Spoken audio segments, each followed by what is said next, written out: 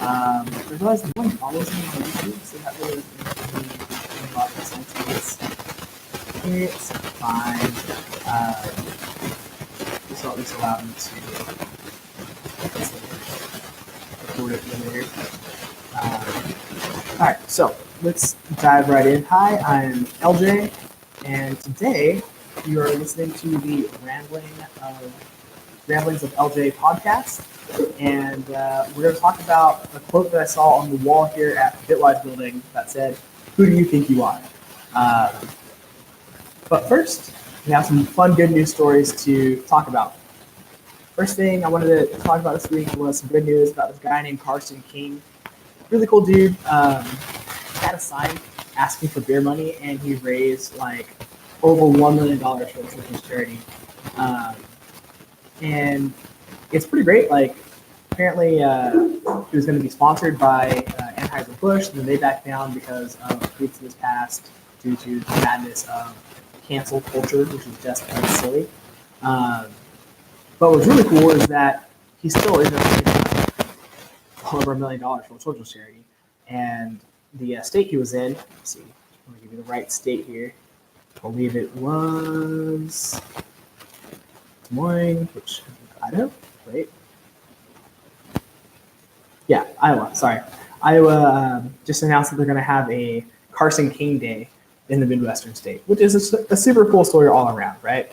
Guy has a funny sign, asks for beer money, people give him a ton of beer money, and then he doesn't keep that beer money for himself. He takes it and he gives it to, a whole bunch of children who actually have real needs. So high five for that guy. Some good news going around in the world. Another cool thing is the EU finally passed some groundbreaking new right to repair laws, requiring appliances to be easier to fix. And having just repaired a dryer myself, I appreciate laws like that because I think we should be able to fix the things we buy through the crazy concept where, my grandparents, when they bought stuff, it lasted them forever because they could just go out and find a replacement part and fix it. In fact, I used to work on my Jeep, and I noticed one of the cool things was they all had 7-inch headlights for 89, something like that. They all had the same 7-inch headlights. They gave us some little things that had the same 7-inch headlights. I believe it was the Volkswagen Beetle also had the same 7-inch headlight. So you can find parts for things relatively easy and go ahead and fix the things you own rather than having to buy new ones and replace them. Last cool thing, I saw this on Good News Network. So a bus driver saw students waiting in the weeds and decided to go back and mow the entire bus route. This, of course, was in the great state of Texas, which someday I will hopefully be able to move to and instead maybe they'll find a way to do this. Throw some cash my way so I can actually buy it on the state somewhere. That'd be huge. But it's a great story all around, right? Bus driver going above and beyond, really just looking out for the students that he drives and make sure they're safe. But also just, he didn't have to go ahead and move beyond what he did. Just one more thing to remind you that human beings are actually capable of good, and the world we live in is actually not full of despair and sadness. It's actually a pretty good, pretty decent world. All right, let's dive on into what I was going to talk about today. Who do you think you are? So that question sparked a lot of things in me. Like, it made me question and remember to question, who I am, what I'm supposed to be about, why am I here, what am I doing with my life. One of the first quotes that came to mind when I thought of that was by Henry Ford. It says, "Whether you think you can or think you can't, you're right." But I'm going to come back to that quote in a little bit. But I thought I'd answer the question of who am I? Like, who do I think I am? So oftentimes when I think about who I am, some really good old Christianese, which is short for, a language of words and meanings you pick up if you spend enough time at a church. One of the big Christianese words I used to define myself was, I used to call myself a sinner saved by grace. And it used to be the idea that, everyone's a sinner, I'm a sinner, but I'm saved by grace. So like, I'm broken. I'm just trying to be better because God saved me and all that fun jazz. Um, and somebody challenged me on that and made me realize that if you've been saved, you don't really get to claim the identity of a sinner because God's called you to something better, um, which is just a crazy concept. So when I think of who I am, I no longer say I am a sinner because Jesus died on the cross to pay for my sins. So I don't get to claim that, which also means I don't get to live like that. So now when I think of who I am, I say, I'm saved, I'm chosen by God, I'm a child of God, I'm a dad, um, I'm a husband. Oftentimes I think of myself as just someone who sells commercial flooring. Uh, Not that there's anything wrong with selling commercial flooring. I love it. But even the idea of just a salesman or just somebody who does this, I think puts a huge limit on who I think I am as a human being. And I think a lot of times people do that to themselves. They say, oh, I'm just a student, or I'm just a teacher, or I'm just a whatever. And we forget that who we are as human beings goes beyond what we do. Like, it's so much bigger than what we do. What we do is a huge part of who we are, I guess. Like, it's how we explain ourselves to other people, but it's not who we are at the core. Um, I think when we think about who we are, we really have to start questioning and thinking through some deeper things. So for me personally, who I am is very much tied to who my father is, um, which is, I guess, a crazy, almost controversial statement in a world where half of the children born are born in broken homes, where they won't know their father, potentially, or if they do know their father and their mother won't be in the same household, which is a crazy concept. But I think it's one of the big things about life. God kind of gives us a new identity and a new family in Him, like who we are. And I would say this is actually available for every human being, whether they believe in God or not. Like, who you are is a child of God. Who you are is somebody who was made in the image of God and loved by God, and even called and chosen by God to be here, to be loved, to be known, to be seen, to do things out here on earth. So that being said, that's really about who I am. Bachelor's degree, natural science, and fine arts with a minor in biblical studies. I paint, I draw, I build things out of wood. Now I podcast. I have a lot of hobbies. I play video games. I do all these things, but who I am at the core, and what really defines me as a person is somebody who believes that they have encountered the God of the universe and is loved by Him and is called by Him to go and love other people and to go and encourage other people and to speak hope and truth and life to other people. And I think that as an identity really spills over into why I believe I'm here, but I think it's also tied to why human beings are here as a whole. I think human beings are put on this earth in order to love and be loved, and in order to know love and to know each other and to know and figure out this world we live in and to make it a better place, which ties right into our purpose. I think human beings were put here with a purpose to create, to provide order, to observe beauty, and to essentially cultivate this world or this garden God put us in. It ties back into Genesis 1, where God gave the command to Adam and Eve to go and tend the garden, right? Not everyone gets to grow a garden in the world we live in. I know a lot of people who've never gardened or never pulled weeds or never, grew anything from the ground and then had to eat that thing that they grew out of the ground just because I live in a large city. But for most of human history, human beings have understood that, hey, food grows out of the ground and food is tied to the ground, and that's kind of what we're here to do. If you want to eat, you either got to go and find an animal and kill and eat it, or find a tree with some kind of fruit on it and go and pick it.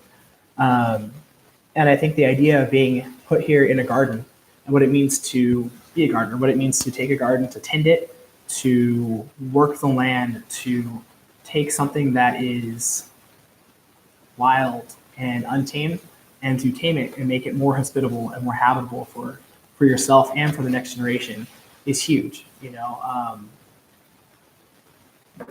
It's kind of weird that we live in a world where most people don't think about planting trees that they won't see grow. Like for most of human history, human beings have always had to do things that they may not have seen the full benefit of.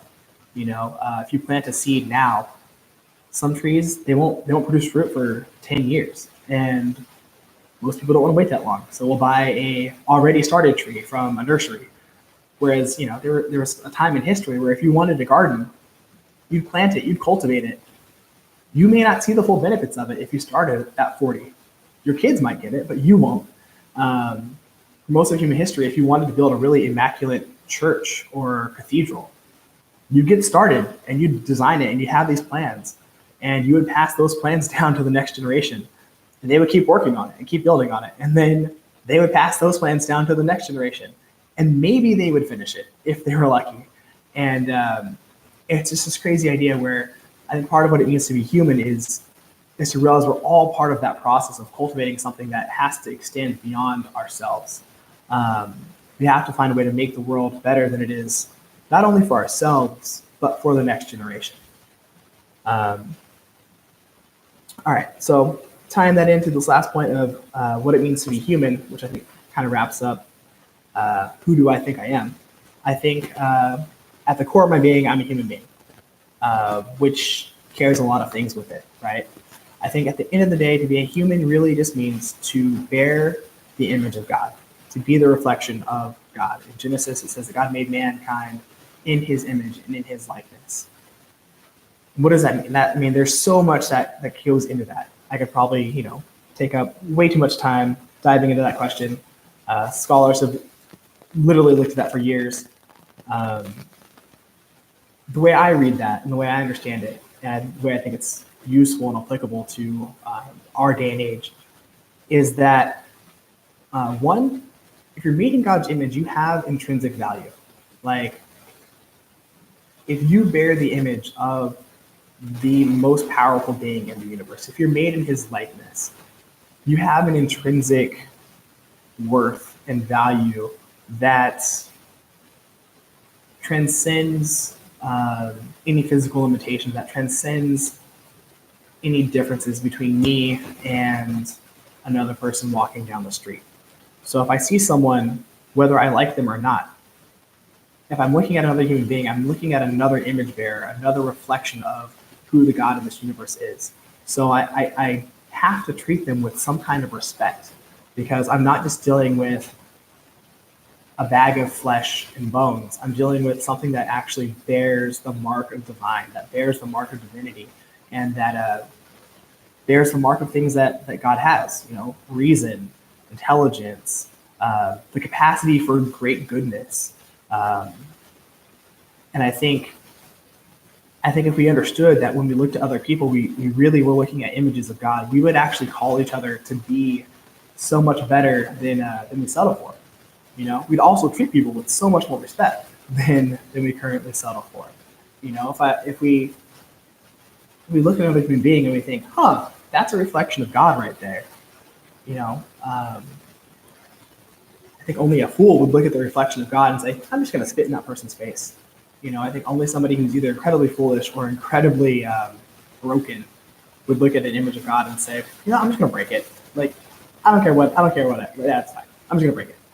You can only do that if you look at the world and forget that every other human being you meet and every person you see is a reflection of God. Now, they may be broken in some ways, because we're all initially broken in some ways, I think, but we're all also capable of so much more, and we're all capable of being redeemed and fixed and called to our higher purpose, and that's I think ultimately it reflects the God's love, the God of goodness.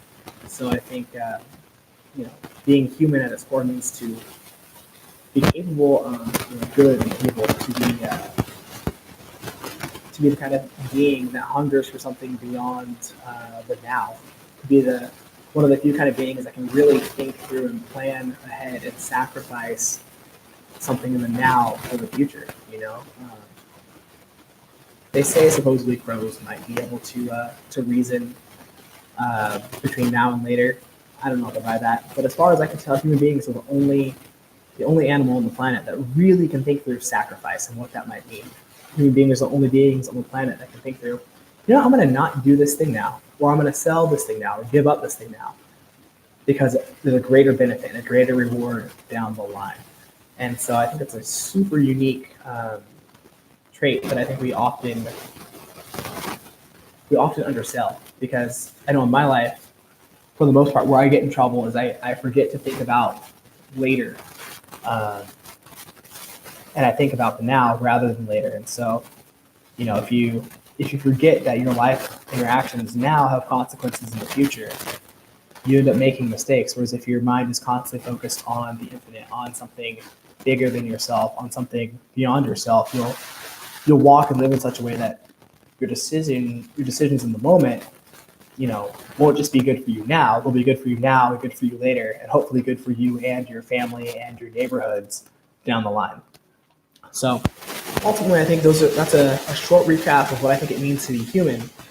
And so backtracking to that question that I saw on the wall here a couple weeks ago, who do you think you are? The part of the reason that hit me so deep is that when I thought about that question initially, my answer was really shallow. I thought, who am I? I'm LJ.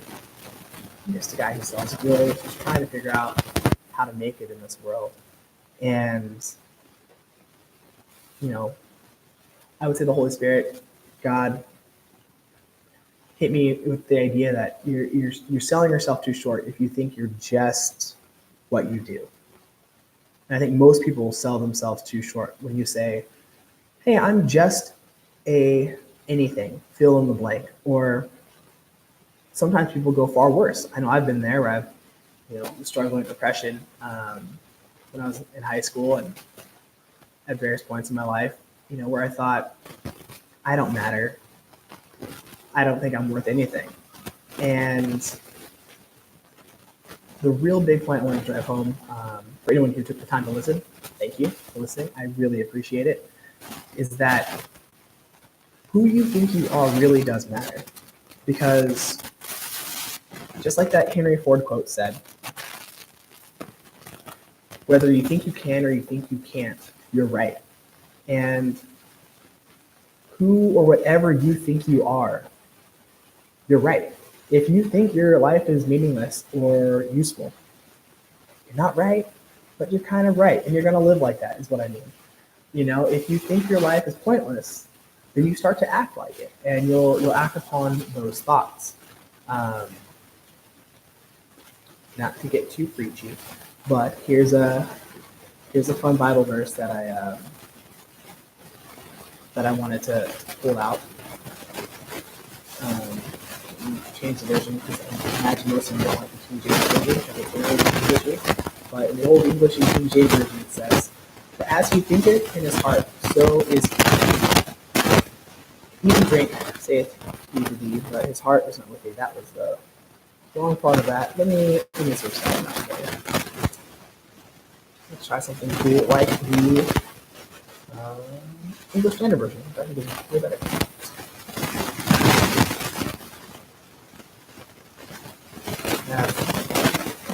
Okay, but the idea is still stands. Who you think you are, I think that's how you live. So if you think you're useful to the world, if you think you're good, you'll probably try and live that out. If you think you matter, if you think that your choices matter, that people love you, you start to act that out. And I'm here to tell you that your life does matter. You are important, and I hope and pray that you will be able to see your life as the valuable life that it is, the one-of-a-kind, unique existence that has the power to make this world a better place. And you may not, start the U.S. government tomorrow, but I guarantee you there's someone in your life whose day you can make better. there's probably 5 people in your lives that you could make their days better tomorrow. And could you imagine a world where if everyone you knew decided, instead of making things worse for those around me, I'm just going to make things at least slightly better? How soon our cities, our towns could just become phenomenal places to live. So be encouraged. You matter. Your life matters. And I hope who you think you are is someone who is important, because everything in the Bible tells you that God thinks you're important. He died on the cross for you. Sent his own son to die for you. And I know from personal experience, I've never met a human being whose life didn't matter, whose very existence didn't impact the rest of the world in some way. Literally everyone I've ever met has had an impact on the city I live in, or the city they live in, if I've broken up. Yeah. So yeah, thanks for listening, and as always, peace out.